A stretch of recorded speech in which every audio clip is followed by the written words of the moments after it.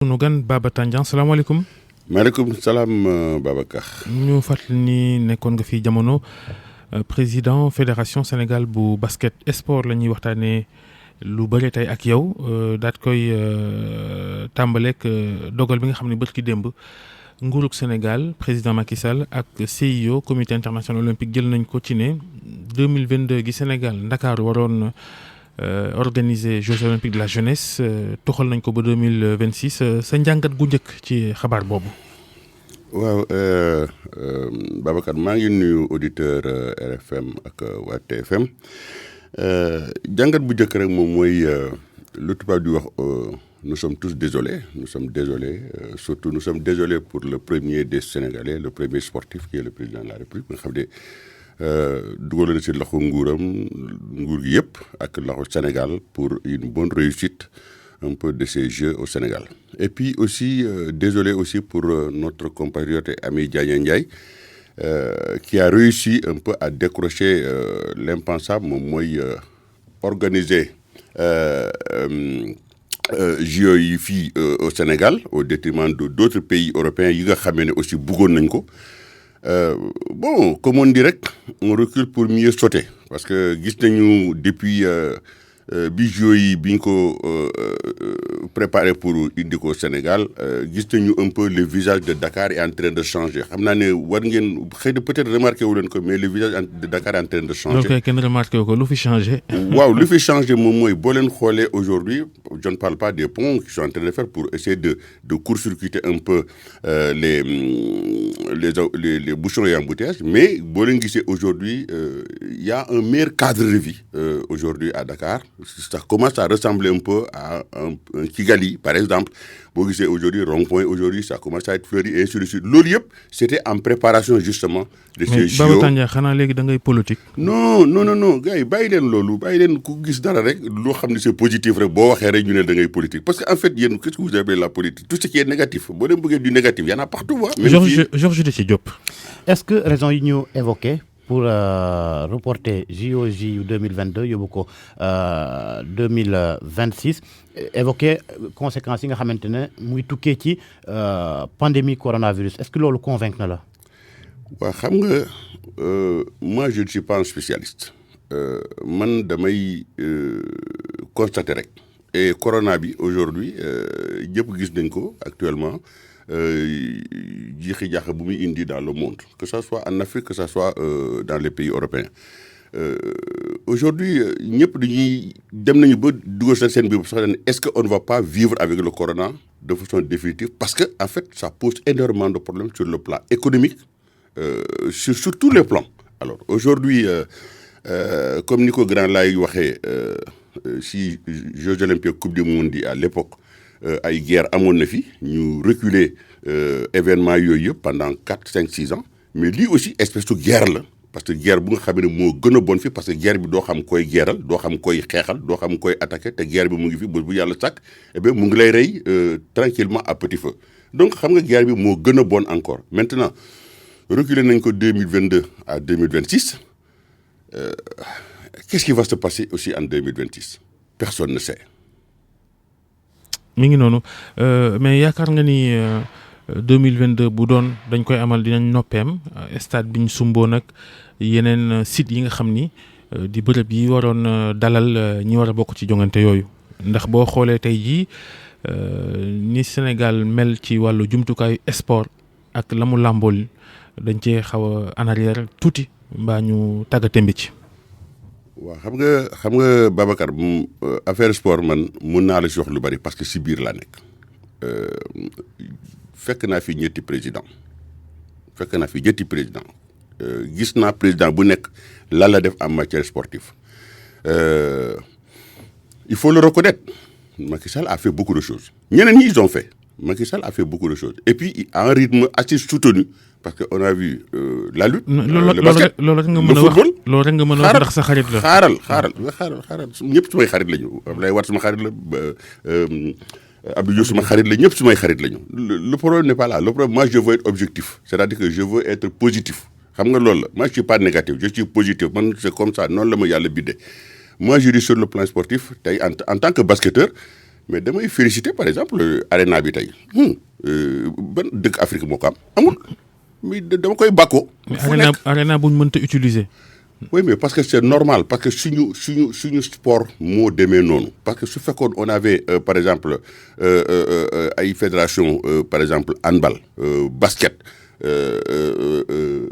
volleyball bu dëgër bu am doole mais stade bi dinañ ko mën a utiliser exactement ni ñu ko mën a utiliser mais c'est-à-dire que on est resté un peu dans le laminet du xam nga naka laa koy waxee quoi lu yomb waaw dañ lay lépp looy def dañ la koy indil lépp loo bëgg a def amuloo benn calcul amuloo benn pensée lépp looy def dañ la koy indil lépp looy def dañ lay jël alal di la ko jox lépp yooyu de loolu du tax nga mën a développer sport parce que moi je pense que pour développer le sport il faut deux choses état nag joxe ay infrastructure la man joxe na benn infrastructure à nous de nous débrouiller de faire en sorte que bu dox pourquoi pas dem organiser championnat foofu lu tax defuñu ko ñoom ñoo xam lu tax parce que bu fekkee dañ ko ragale def maintenant nag ça c'est un autre problème mais il faut quand même reconnaître que quand un état fait quelque chose boo ko waxul nag c'est que vraiment nag Babacar.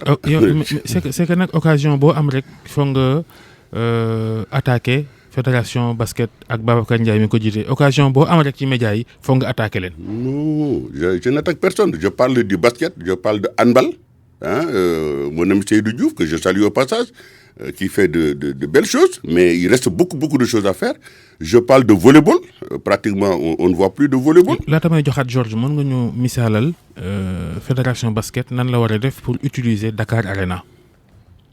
nan la ñu war a def mooy liggéey. bañ a régler ay problèmes personnels toppatoo basket bi toppatoo club bi développer basket bi même équipe yu ndaw sax équipe yu ndaw ay minime mën nañu jouer Arena pourquoi pas organiser un championnat de minime tous les mois tous les week-ends ou tous les 2 semaines tous les 15 jours même bu fekkee amul spectateur parce que le stade existe il faut l'utiliser pourquoi on ne l'utilise pas.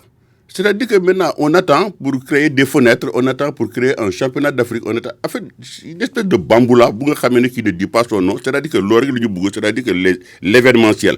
Mais l'événementiel, parce que l'événementiel, tous les 2 ans, tous les 3 ans, tous les 4 ans. Événementiel. Vous faites un start comme ça de plus de 2 à 3, 4 ou 10 milliards pour faire un événement tous les 2 ans, 3 ans. Moi, je dis que ce n'est pas la peine. Et ces gens-là se battent pour rester là, pour faire de l'événement. Mais ça, il faut le dire. La vérité, elle est là.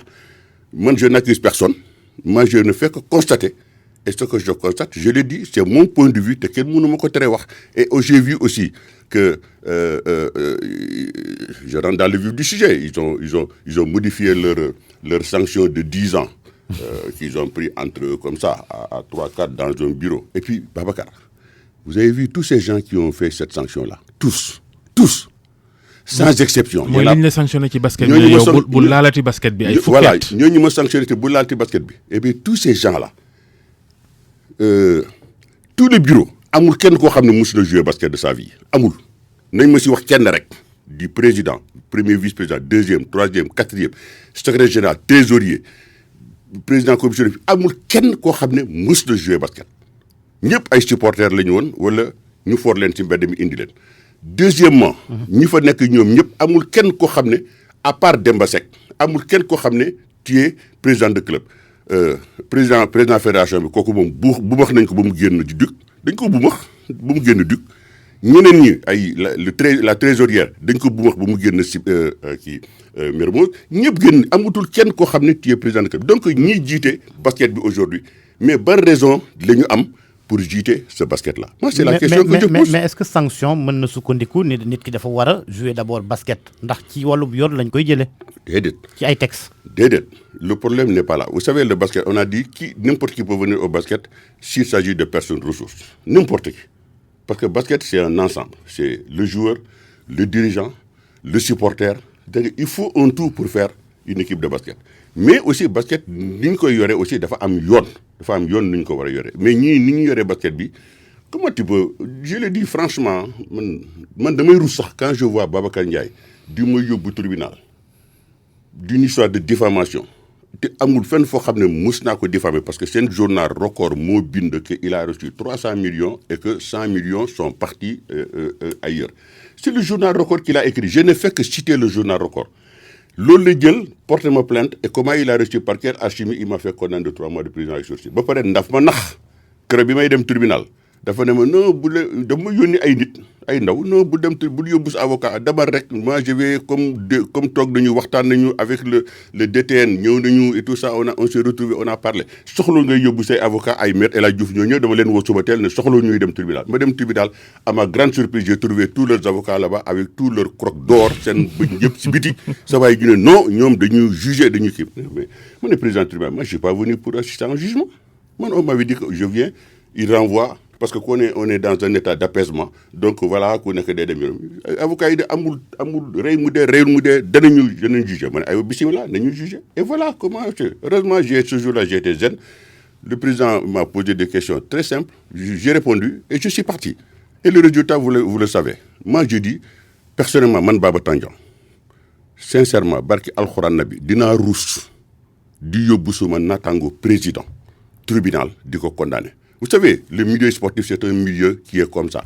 Ablaye Sey, quand je sors de la BNDES, à l'époque, à sa banque, là, j'ai oublié BNDES, on dit, monsieur le directeur, garez-vous par là, monsieur le directeur, venez par là, monsieur le directeur, passez par là. Mais si vous avez fédération, Ablaye Sey, parce que c'est le monde sportif qui est comme ça, c'est un monde fou. Les gens, personne ne se respecte, tout le monde est de même pied d'égalité que tout le monde. C'est-à-dire qu'il n'y a pas de grave. Que je gagne tout, qu'il n'y a que salaire, le chômeur, quand tu es élu, tu es de même niveau que tous ces gens-là. Donc, xam nga boo nekkee si biir mbooloo yooyu ba pare tu ne peux pas accepter ñu lay wax dëgg tu ne peux pas accepter qu'on te dise la vérité mais 1 2 3 nga ne on s'attaque à l'honorabilité de la fédération ban honorabilité de la fédération parce que tout simplement tu veux museler tout le monde et damay wax Babacar nag je l'avertis solennellement avec ces 3 ans qu'il a remis là gis 3 ans yooyu dama lay wax gis waa ji il croit qu'il est plus malin que n'importe qui xam nga 3 ans yi lan la il a diminué la sanction de 10 ans à 3 ans, 6 mois ferme pour rafetal, et 2 ans et demi qui prennent fin 3 jours après l'élection du président de la fédération. C'est-à-dire que moi je suis en sursis, il y a un épée de Damoclès sur ma tête, c'est-à-dire qu'à tout moment, mun na tëju ak gaayam yooyu nekk foofu nga xam ne pratiquement ils sont pratiquement te bi ni oui mooy ñi nga xam ne si bureau bi nga xam ne du ñu waay basketteur du ñu dara xamuñu sax luy basket. Alors pour prendre une décision. Oui, mais pourquoi yow itam ginnaaw ñoom bëggatuñ la gis nga laal basket bi pourquoi itam nga topp ci rek. waaw mais Babacar xam nga le basket c'est un peu ma topp ci xam nga le basket c'est ma vie. Je suis président de club je suis président de Saint-Louis Basket Club bu leen ko fàtte. Depuis que je suis allé à Saint-Louis Basket Club depuis ce jour-là Babacar nalawutul.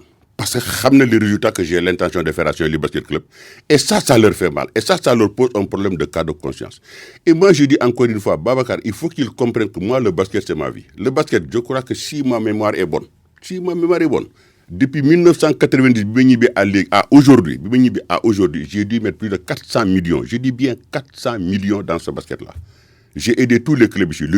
mais tax nga itam Sénégal ñàkk 300 millions ci xaalis ci fraude gi ñu doon def ci gone yi doon basket te ñu yóbbu leen Coupe d'Afrique ñu sanctionné Sénégal bul ko fàtte itam. waaw parce que loolu c'est à cause des précipitations du ministre Mbagnick Ndiaye on n'aurait pas dû perdre même pas 20 millions pour ça xam nga fraude bu amee man duma ci dara dama ne j'ai accepté d'être le responsable parce que je suis la personne morale de la fédération mais bu ñuy sélectionné booy yi du ma ko fekkee booy yi xaw ma seen tur musuma leen gis te xale yooyu balaa ñuy ñëw équipe nationale je dis bien xale 18 ans yooyu balaa ñuy ñëw équipe nationale dañ leen di signaler une autorisation parentale mooy c'est que bàyyi ji yow Babacar Fall sa doom bu naree ñëw équipe nationale fekk moom am na 20 ans nga bindal ko atteste document ne comme quoi que 18 ans la am le premier fraudeur c'est toi. Parce qu'en fait, c'est ça la réalité. Boy yoy di ñëw fofu sen parents dañ leen bindal autorisation parentale pour dire qu'ils sont nés à tel jour, telle heure, tel lieu et telle année. Et à partir de ce moment, eh bien le directeur technique régional ou le directeur technique national jël dossier yoy yëpp recensé ko jox ko ben membre fédération kooku dem utal leen ay passeport utal leen ay licence. Mais man duma gis xawma gisuma leen. Maintenant, affaire yi amna il y a des gens de la fédération qui ont jugé utile dem boole FIBA boole nañu man FIBA woo nañ ma xam nañ ne j'ai pas fraudé Ablaye Sy était là assis quand ils m'ont convoqué à Genève nee naa leen ñu ne ma il faut sanctionner ma ne ko je ne peux pas sanctionner Parce que tout simplement, j'ai 2 afro-basket. J'ai un tournoi international. Comment voulez-vous que je sanctionne mon directeur technique national? Il faut me dire que je vais l'avion décoller, je vais le pilote, ça n'est pas mais après, je sanctionnerai.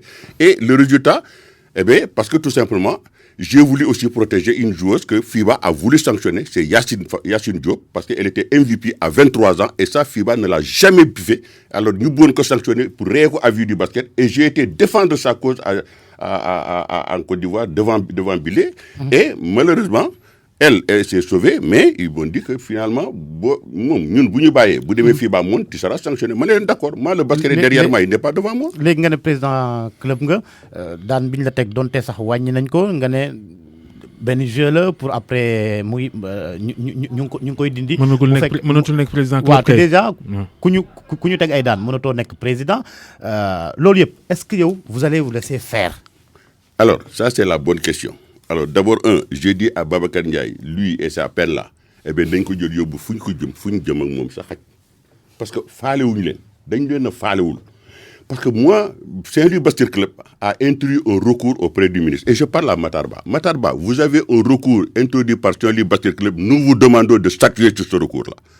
Parce que l'homme mooy sa liggéey. Ñu daaneel 30 secondes Baba Tandian en tant qu'homme d'affaires.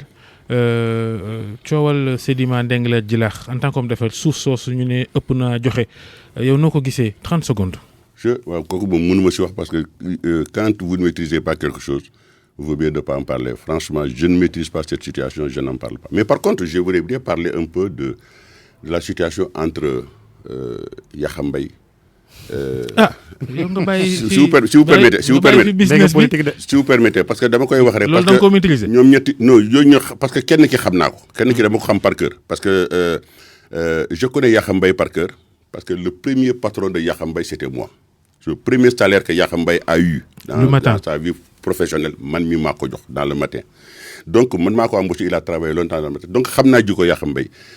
Moustapha Cissé Lo suma xarit la suma grand suñu xarit la et tout ça, mais moi je dis peut-être quelque part su fekkee am naa conseil bu ma koy rek dama koy wax rek vraiment mu dal parce que yenn yi dafa jekku dans une république. Mais Yakham Mbaye par contre li ma ci mën a wax ak moom rek xam nga benn article defoon nañ ko fii si biir Sénéweb ils l'ont traité de chien de xaw ma lan. C'est-à-dire qu'en fait boo duggee si biir article bi di nga xam réellement qu'est-ce que le gars voulait dire parce que Yakham Mbaye c'est un Doberman. C'est-à-dire que c'est un journaliste bu nga xam ne buy mattee dara du ko bàyyi. Et puis bi ma koy embauché Yakham Mbaye lu ma jëkk a wax mooy président man je suis incorruptible. Et effectivement Yakham Mbaye a travaillé avec nous. Vraiment dafa am fayda am fulla mais nag gune la nag bu fekkee temps wu foo la day foo bu fekkee temps wu caaxaan la day caaxaan mais ci biir liggéeyam daal ci li ma ko xamal daal wax dëgg yàlla c'est un gars fidèle. Baba Tandian.